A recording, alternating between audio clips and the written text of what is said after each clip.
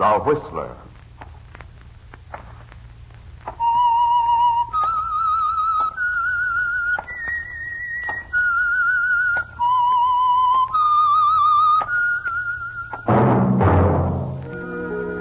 And now the Whistler's strange story. Shakedown.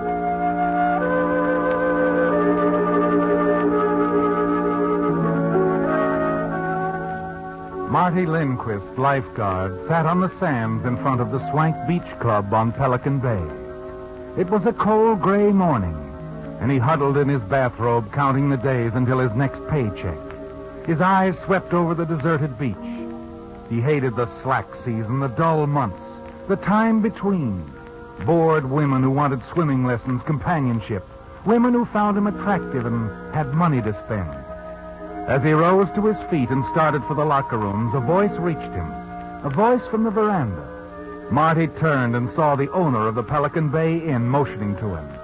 Moments later, Marty walked into the office of his employer, small, dapper Harry Evans. Come in, Lindquist. Come in. Sure, Mr. Evans. Sit down. Thanks.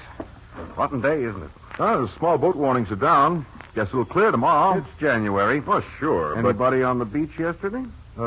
Day before? Well, it's been foggy, cold for swimming. Mm-hmm. It'll be that way for a long time yet. I've been thinking, Lindquist, I may have to let you go. Oh, now, wait a minute, Mr. Evans. Business can't be that bad. Inn does pretty well evenings. This has nothing to do with business. Oh? What is it, then? That girlfriend of yours? Was it her idea? Let's leave Miss Johnson out of it, shall we? Take my advice, I Evans. said that's enough. Okay. It's your problem. You're a great one to hand out advice, Lindquist. All you ever think about is women. How you can get money out of this one, find an angle with that one. You never worked an honest day in your life. Don't worry about me. I got ideas. I know. And that's one reason why you're likely to lose your job here unless you straighten out. Oh, now listen, Mr. Evans. That's all I had on my mind for now, Lindquist. You'll have to excuse me. I'm rather busy. Yeah, sure.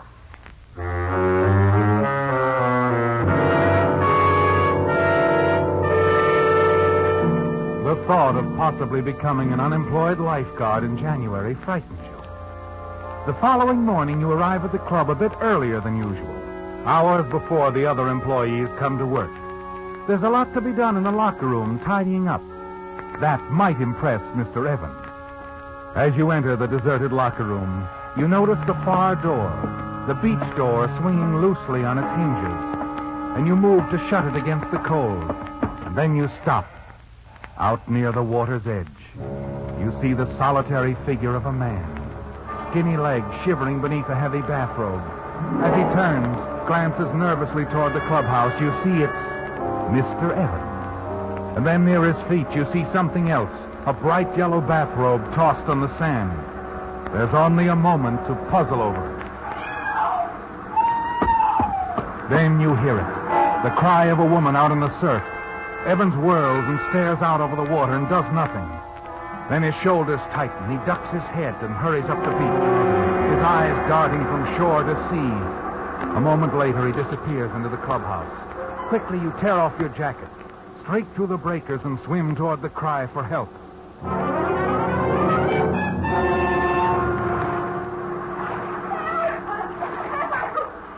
Okay, sister. Okay, I'm coming. All right, now take it easy. You're okay. Let go. Let go. You want to pull us both under? I said let go. That's better. Now relax. You'll be okay.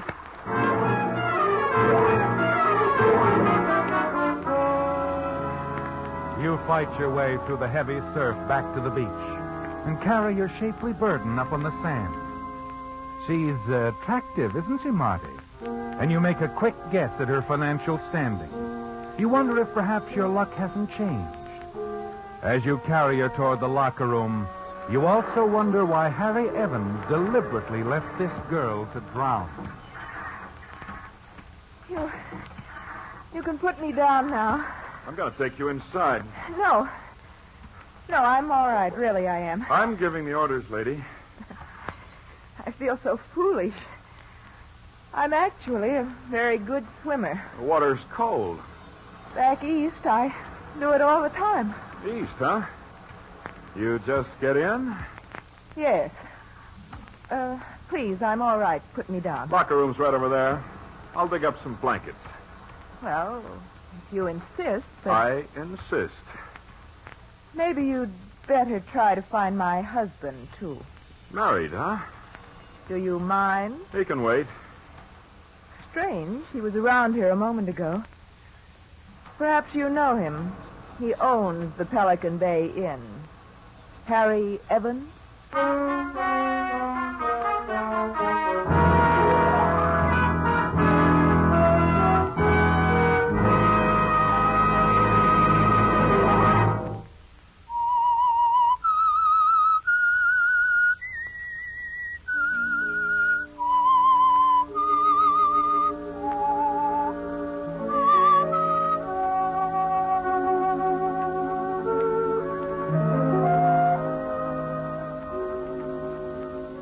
Well, Marty, it was quite a surprise, wasn't it?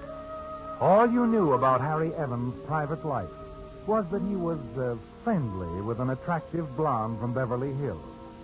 Now this girl from the east, the girl you've just rescued from drowning, says that she is Mrs. Harry Evans. And you wonder why he ran away when he heard her call for help. Was it cowardice, Marty, or was it something else? Minutes later, Evans suddenly reappears, now fully dressed in a business suit. He seems upset, concerned over his wife's condition. A doctor must be consulted. Yes. And he insists on driving her into town. So you're left alone at the club. Yeah. Hello, darling. What's that? Who is this? Marty Lindquist. Oh, you. How are you, Evelyn? Let me speak to Mr. Evans. Sorry, he's out, Miss Johnson. You know everything, don't you? I know a lot. What do you want me to tell your boyfriend? Tell him I... Oh, just tell I'll him. just tell him his favorite blonde called, huh? Oh, have him phone me. I'll be home all day. I'll do that. As you replace the receiver, a smile crosses your face. And you wonder about the phone call from Harry Evans' girlfriend. Wonder if it's just a coincidence that it came so close on the heels of that near tragedy on the beach a few minutes ago. An hour later, when Evans returns to the club, you let him do the talking.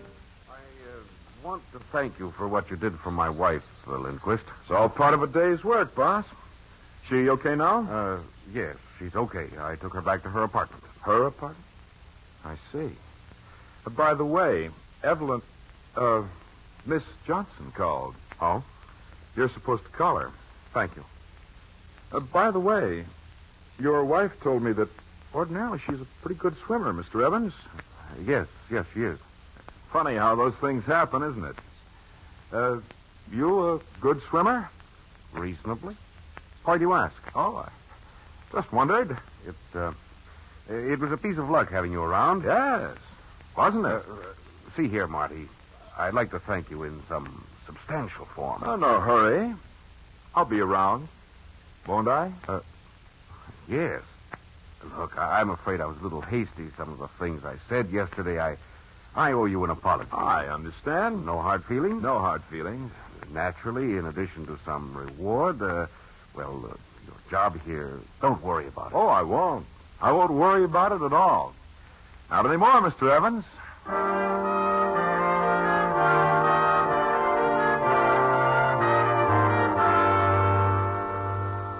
You're certain you have the upper hand now, aren't you, Marty? And the next step will be easy. You always play better in hearts.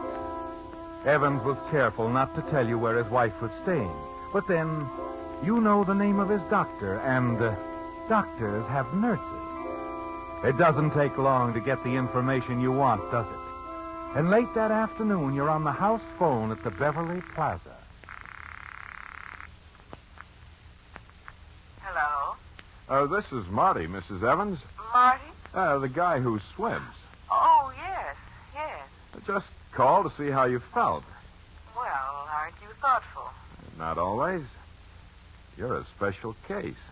I wish I could thank you in some way for what you did, Marty. How about buying me a drink? I'm downstairs in the bar now. Well, all right.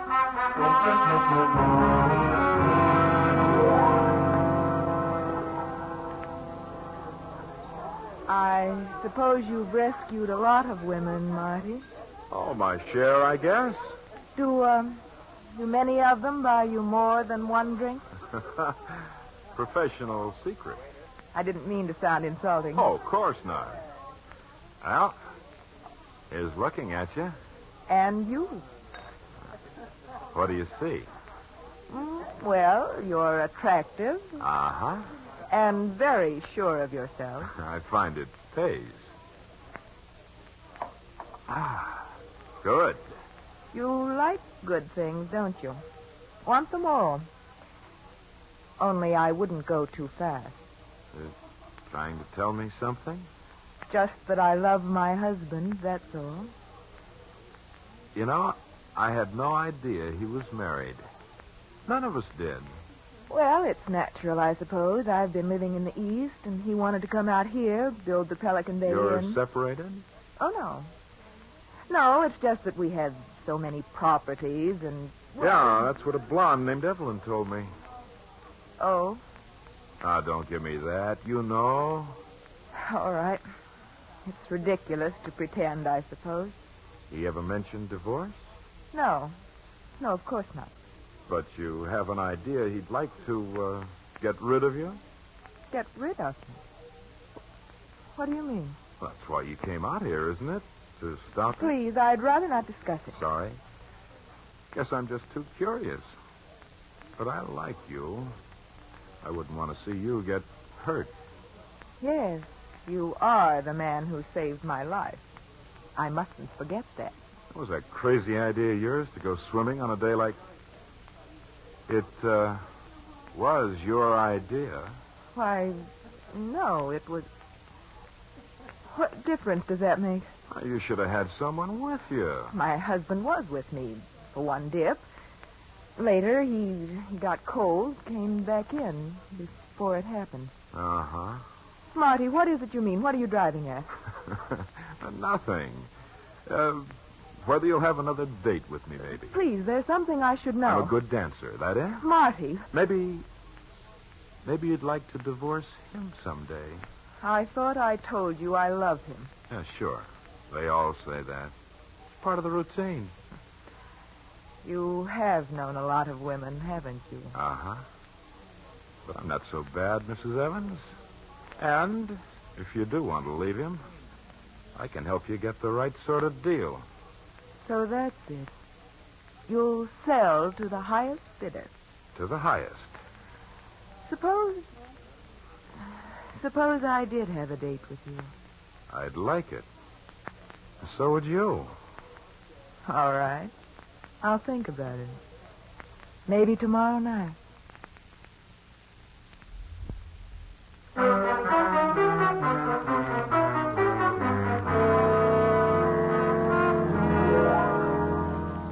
Well, Marty, it's working out perfectly, isn't it?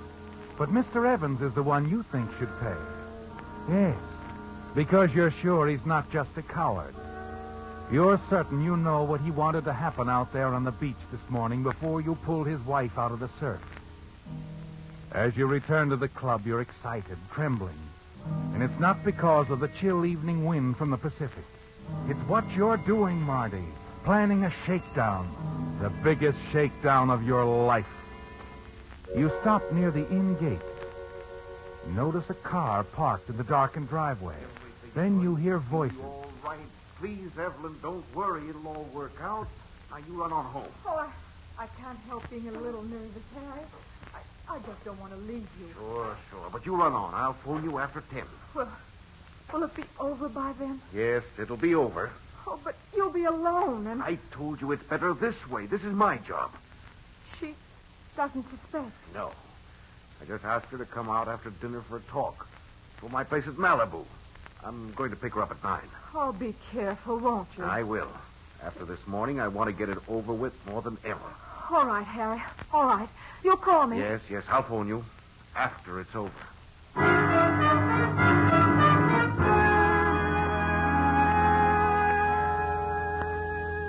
A quarter of an hour later, you're back in your room at the boarding house. You don't bother to turn on the light as you stretch out on the bed. Stare at the ceiling and think. The clock on the nightstand at your elbow ticks on and on. As you try to make up your mind, it's only 7:30. You can warn her, can't you, Marty? Tell Mrs. Evans what you overheard. Tell her you're sure her husband is going to try to kill her. Or you can let her keep the appointment and cash in. You can be there when it happens, a witness. And you can blackmail Harry Evans for the rest of his life. The hands of the clock on the nightstand move quickly, and you struggle to reach a decision. And then you hear footsteps down the hall. Mr. Lindquist! Mr. Lindquist? Yeah, what is it, Mrs. Scanlon? Mr. Lindquist, how many times have I told you to stop having people phone you here? Oh, 1,000,000 times. Well, you want it on the phone now. And I'd appreciate it if you'd hurry. I'm expecting... Whose is it? How should I know? She didn't give her name. She? Why didn't you say so instead of standing around here yammering? Hello? Marty? Yeah, who is... Betty Evans. Oh. I suppose it's silly of me to call. Well, but not at all. What's the matter, Mrs. Evans? I've been thinking about what you said this afternoon. Or rather, what you didn't say. I don't follow. What were you trying to tell me about my husband? He was trying to get rid of me. Oh, that. Look, what brought all this on? Well, he called me a little while ago. Wants me to go with him tonight to his place at Malibu. So? Well, he acted rather strangely about it. I was wondering... Afraid to go out there? Yes. Oh, look, what I said this afternoon, I was just needling you, that's all. Now, don't give it a second thought. Sure, go on out with him. Maybe you'll be able to straighten things out between you. Well, I don't know. Now, don't worry about it, Mrs. Evans. I'm sure everything will work out fine. Just fine.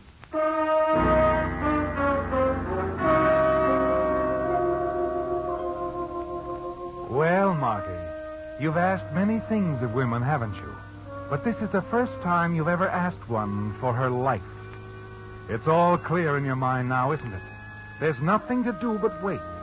Wait until it's time for Harry Evans to pick up his wife at 9 o'clock and take her out to his lonely cabin at Malibu and kill her.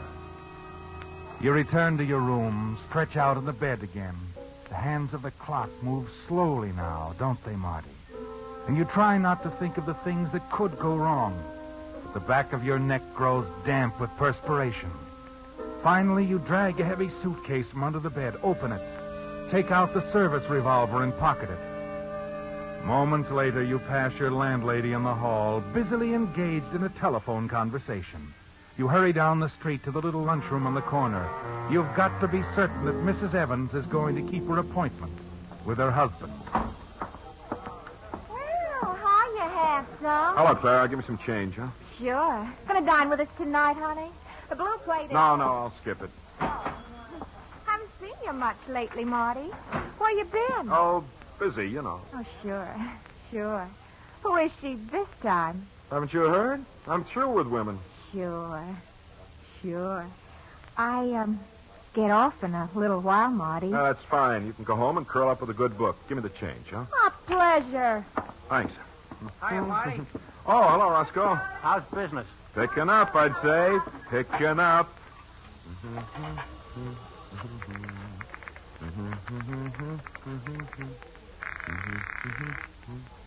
Hey, Clara. Yeah? That clock right? Sure, 5 after 9. Thanks. It's on your watch again, lover. Yeah. She ain't home, huh? No. Stood up. How do you like that, Roscoe? Marty's been stood up. Have a good laugh over it, suckers. I'll see you on the beach, honey. No, you won't, sweetheart. Not anymore. Little Marty's off the beach from now on.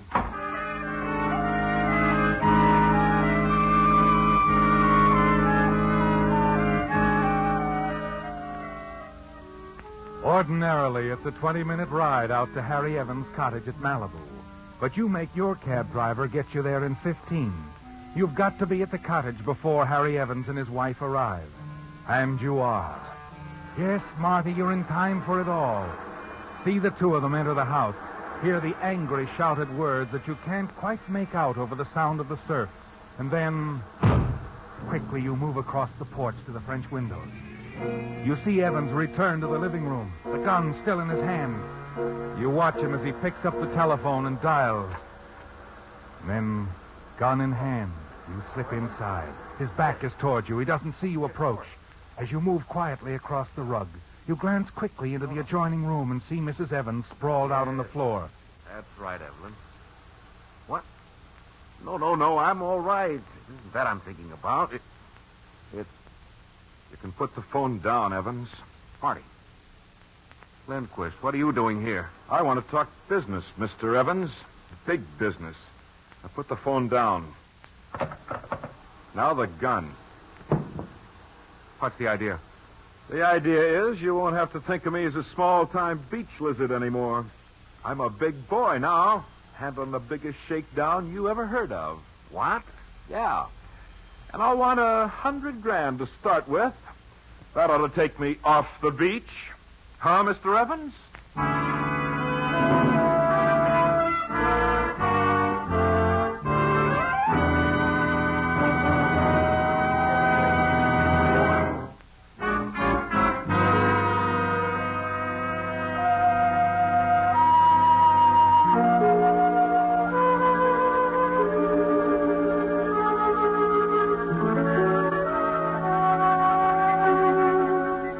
Well, Marty, this is your big moment, isn't it? The payoff. Ever since you rescued the lovely Betty Evans from the wintry surf in front of the Pelican Bay Inn and saw her husband ignore her call for help, run away, you were sure you were on to something big. And tonight, when you heard Harry Evans ask her to come to his cottage at Malibu, you were certain he was going to kill her. A quarter of an hour ago, you heard it all, the quarrel, the shot. And then you saw Evans come into the living room, the gun in his hand. Heard him talking to his girlfriend, Evelyn Johnson, on the phone. And you saw Mrs. Evans sprawled out on the floor of the adjoining room. Now that you've explained your proposition to Harry Evans, what you've seen, what you know, and how much it's going to cost him, he sits in a daze, staring at you. So, you've got it all figured out. I didn't take much figuring once I caught on. Too bad I saved her from drowning, huh, Evans? You didn't save her from anything. No, I found that out just now. This time you succeeded. And I was here to witness the murder. Lucky for me, wasn't it, Evans? You're lower than I thought, Marty. Sure, but my price comes high. Now, like I said, I'll take $100,000 to start with, Evans, and I'll keep my mouth shut. You're not getting a nickel out of me. You don't think so? Suppose I call the cops. Go ahead. I'm not kidding. Neither am I. There's the phone. Well, why don't you dial? Look, Evans, you don't want me to call the cops. Maybe I put the price too high.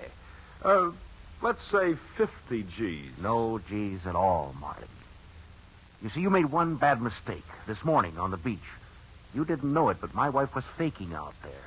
She was trying to get me into the water so she could pull me under. Evans, I want my dough. You don't think I'm sucker enough to fall for a story like that, do you? I don't care whether you fall for it or not. It's true. That's why I asked her out here tonight, so we could settle things. I was tired of her trying to kill me. Save your breath, Evans. You killed your wife. I heard the shot, saw you with a gun in your hand. No, Marty. I didn't kill her. She fired that shot you heard at me. All right, buddy, drop it. What? Drop the gun. That's better. Don't try anything, Sonny. You might get hurt. Watch him, Mac. Okay. You're Harry Evans? Yes. Sergeant Merle, Police Department. Got a call from a woman, Evelyn Johnson, said there was some trouble out there. Evelyn called you. Uh-huh. Well, it's a good thing she did, officer. My wife just tried to kill me. I grabbed the gun before she could fire again. I had to knock her out, but she'll be okay. She's in there. Seems to be coming around. The hand test will show she fired the gun. Be sure you make those firing tests, officer. I think he's lying. I don't think he is, but we'll make the firing test all right. However, we don't need to make any test as far as you're concerned. Everybody knows what blackmail is. And just a couple of minutes ago, I heard your pitch myself.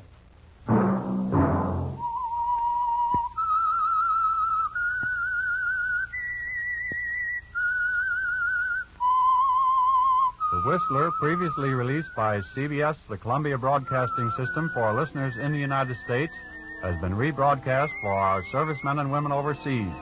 This is the United States Armed Forces Radio Service, the voice of information and education.